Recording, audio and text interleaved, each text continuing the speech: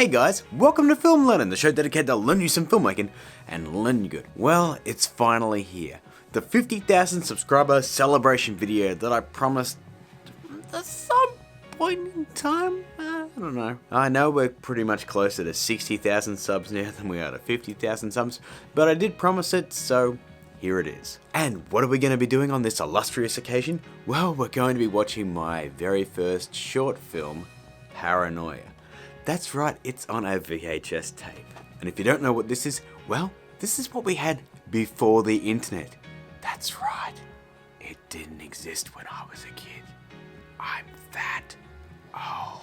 Now before we get into it, I just wanted to give you a little bit of backstory. Now I made this about 15 years ago without any After Effects. It was done on, I think, Pinnacle Studio something or other. It was really the first editor that I ever played with. This short was actually shot on something not dissimilar to like this Sony Handycam, which just shot in mini DV. Not great clarity by any stretch of the imagination, so do forgive if the picture is just a little bit poor. I also made this film over the stretch of 2 weeks to sort of audition it for a university professor to really just gauge what my talent level was, and he thought it was really good.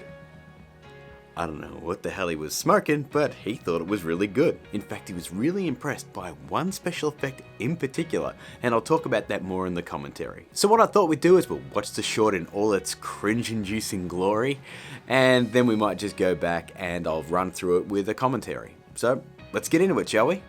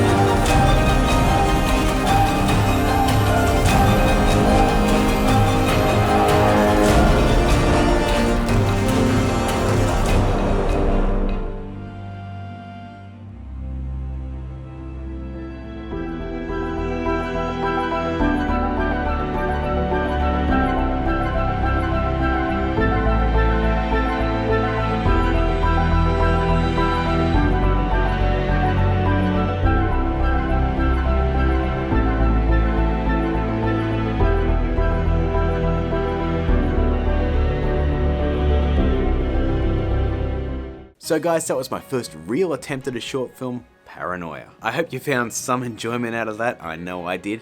Let's jump back over to my desk and we'll run through it with a bit of commentary. Okay guys, here we are at my PC. I've got the video queued up and ready to go. So as we watch, I may pause from time to time to add a little bit of sparkling commentary or whatever. But for the most part, I'm just going to be doing a straight reaction to what's going on screen. Now we've all watched it before, so by all means, if you want to, you can skip the video at this point. But I'm just going to be adding a little bit of my own commentary to the short film. So here we go.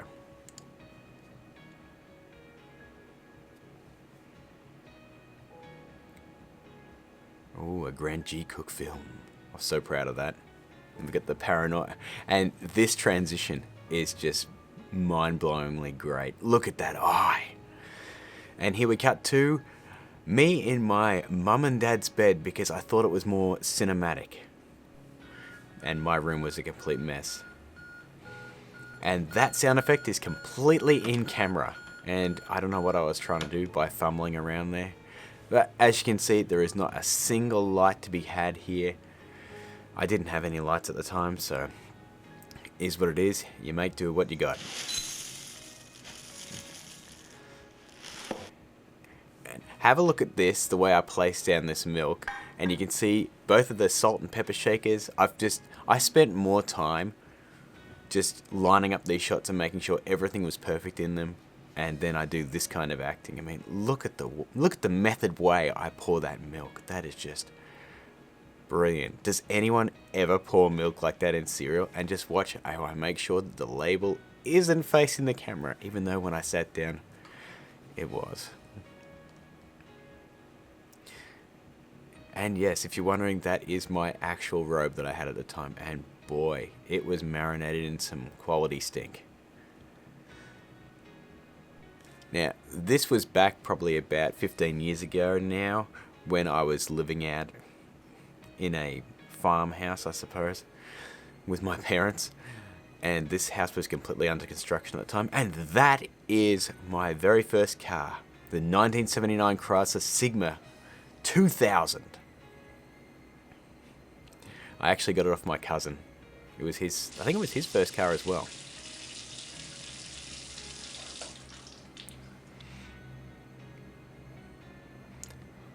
And as you can see, I'm fake shaving there.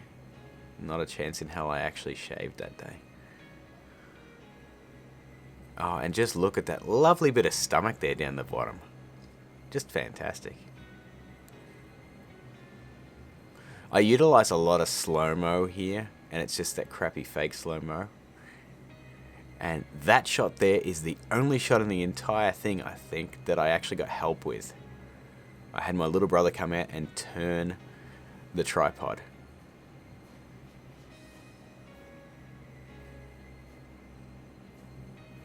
So there's a couple of really good shots in this sequence that I'm still proud of to this day. Not the acting though. Acting, friggin' terrible. I mean, I just take far too long here. But that, I just love that shot. I mean, it's sort of straight out of the Matrix and a little film noirish, but the idea is that I was trying to show that this guy was agoraphobic, that he didn't want to go outside.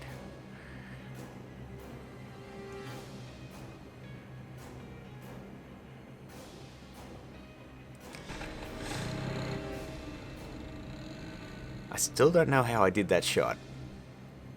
Whether it was split in half or what, or I just had my little brother drive off the car. I don't know. But here's a nice little bit of editing trick. It's called foreshadowing. The magazine falls on the floor. Will it come into play later? Who knows? Oh. So you can see that I just got into that whole Sign soundtrack. I do love that soundtrack. I think it's fantastic, but I abuse the crap out of it here. The menacing orange car.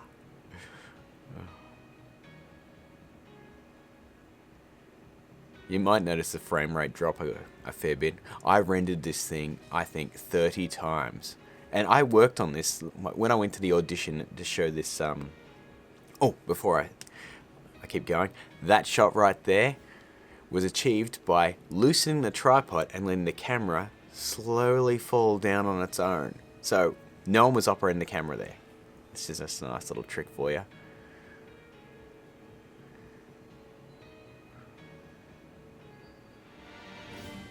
Coming up, that fantastic glass sound effect. Come on. Oh, that's so bad. I got that out of some 8-bit stock pack, and it's truly awful. And I never told my mother that I smashed one of her glasses. And that is never explained why that happened. But the whole idea of this is that it's all happening within this guy's head.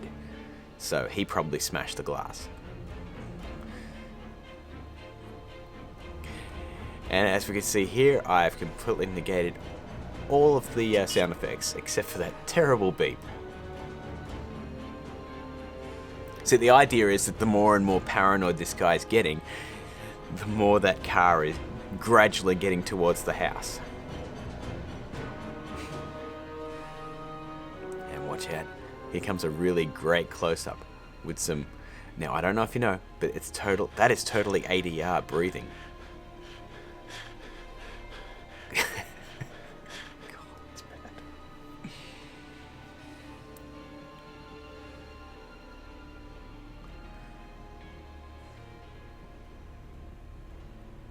And here he comes, Mr. Anderson. There's a couple of cool shots here, I suppose you could call them cool shots, just ways that I got moving shots into it. Just if you ignore the acting. So in this shot here, I've got the camera on a skateboard and I'm pushing it with a broom as I'm walking.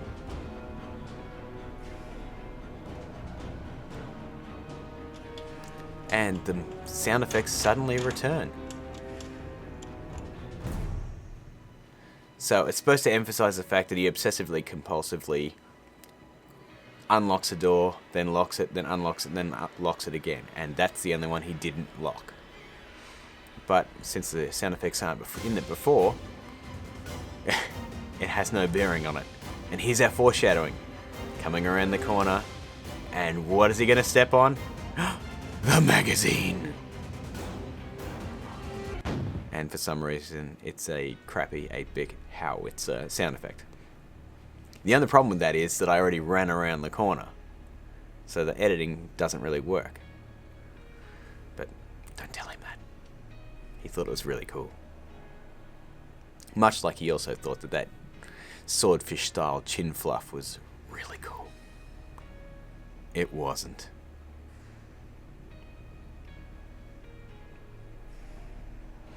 Some fantastic fake blood. Oh, and yes, I did actually own a 3/4 length leather jacket after I saw The Matrix. And this guy's supposed to be intimidating.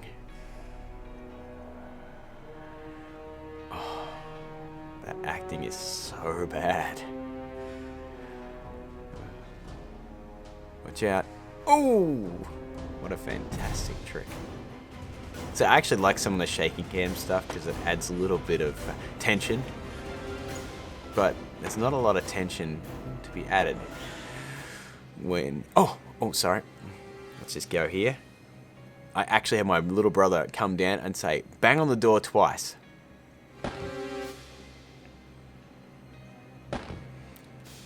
So that's what he did. He came down, smacked on the door twice, and ran away.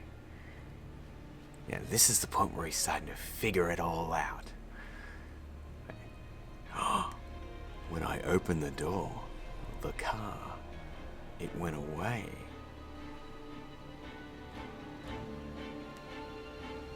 I don't know what I was thinking here with this push-in thing, but I had the zoom function in my hand.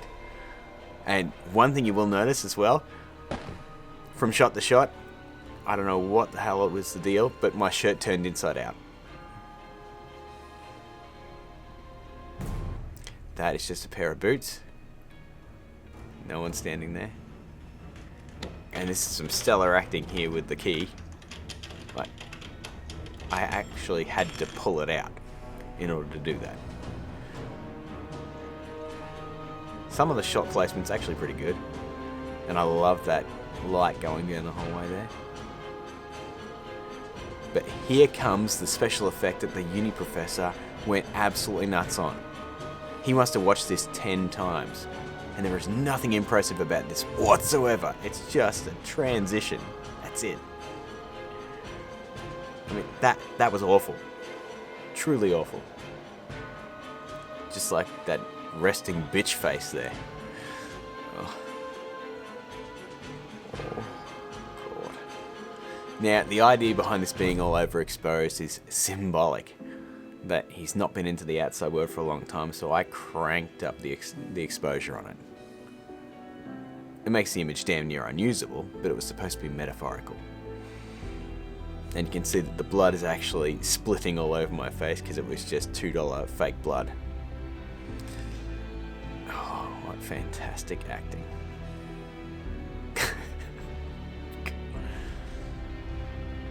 This is a little bit hard to watch.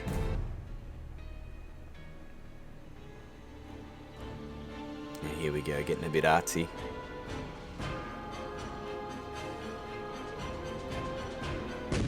Don't know why a knife made a gun sound.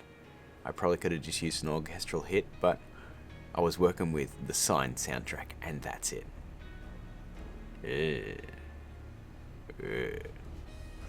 Yet another creepy stare at the camera. I do love the way the light hits the knife here, though. That is kind of cool. Ching! Oh, God. The one line that I hate this so bad. Listen to that audio. I'm not afraid anymore. That took a long time because that knife would not go there at all. It kept bouncing in and out of the frame. The hero shot. Watch out. Here comes one of the worst special effects outside of Superman 4. Oh, look at that. That's Hulk effect, please. That's right. If anyone wants a tutorial on that, just let me know. Oh, there's my old shitty box. Oh God, what a piece of crap that was. And there we go.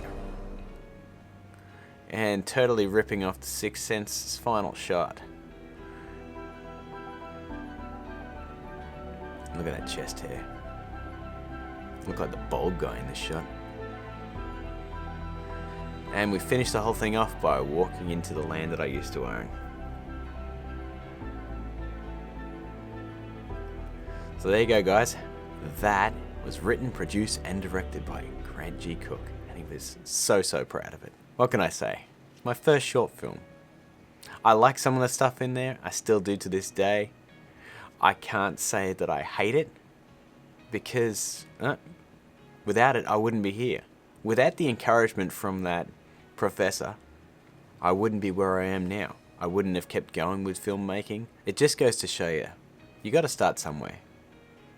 Your first short film, it's never going to be fantastic right out of the gate. I mean, there's some clear issues there. There's sound effects issues. There's editing issues. But I enjoyed every single part of making that over those 2 weeks. All the stress and all of the effort that it took was all worth it in the end. So if you're ever in this situation where you don't know whether you want to make this thing, or you don't know whether you want to finish the short that you've started, just persevere and keep going. Because even if it's bad, it's that first step. I think this video's gone far enough, so let's get back to Grant. So guys, that's it for the 50,000 subscriber celebration video. You got to see a whole bunch of cringe from me and that ridiculous swordfish, whatever the hell that thing was on my chin. My God.